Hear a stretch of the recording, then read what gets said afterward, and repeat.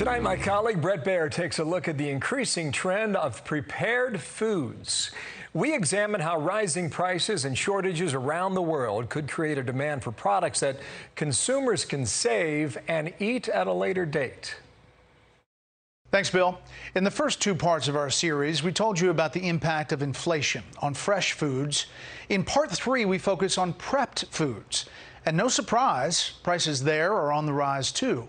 Consumers are spending 20% more on food at grocery stores, and part of that is blamed on stockpiling, a habit that gained popularity during COVID lockdowns.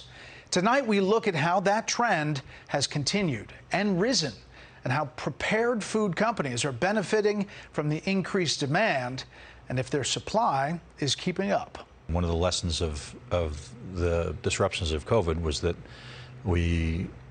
ideally we move a little bit away from just in time to just in case, but there's a big difference between maintaining a few weeks of supply chain inventory and stocking up for the apocalypse. Consumers spent more than $2 billion on preserving and storing foods over the last year. That is up 36% from 2 years ago.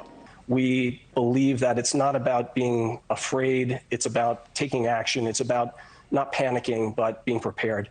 Nutrient Survival is a company that focuses not only on helping people prepare for a time of crisis when it comes to food, but also trying to get nutrient-enriched food for their daily lives. Their chefs take real nutrients and food, freeze-dry those so consumers can save it for another day.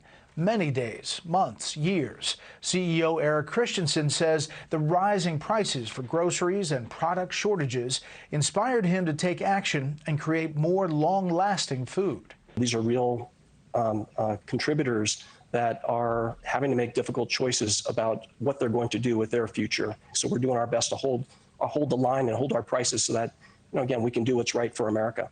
Pantry staples have risen in price exponentially. Snack foods and cereals are up 13%. Rice and canned fruits are up more than 12%. Peanut butter and canned vegetables are close behind. And now customers are turning to companies like Nutrient Survival for food that lasts.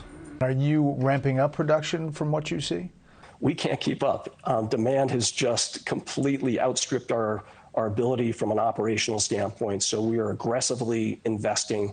And that's another thing that's a concern, I think, not only for me, but for other companies, the amount of time it takes to get equipment built, installed, operational, especially with higher interest rates now. That's going to put a squeeze on capital expenditure. So that's a concern for me. Fortunately, our projects have been underway for a period of time, and I believe that we are well poised to meet demand. A limited amount of baby formula across the U.S. fueled fear among new parents and sparked questions as to whether a food shortage could happen on a wider scale here. People shook their head and said, how can that happen in the U.S.? I mean, is it possible 5 years from now we say, how could this happen in the U.S.? Well, the baby formula situation is really related to how specific some of these products are. And when you get a product that's so specific that it's only really being produced in 1 or 2 plants, then if one plant goes down, it becomes very disruptive. But Christianson says shortages and rising prices are just the beginning.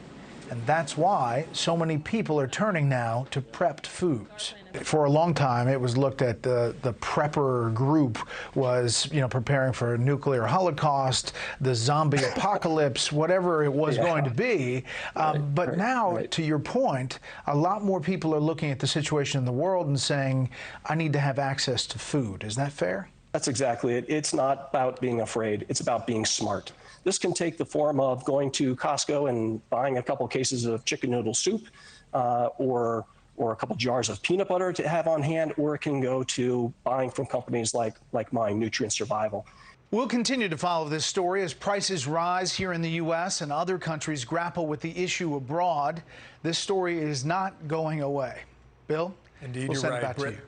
Indeed, you're right, Bret. Thank you for that. And breaking tonight, a spokesperson for the Secret Service says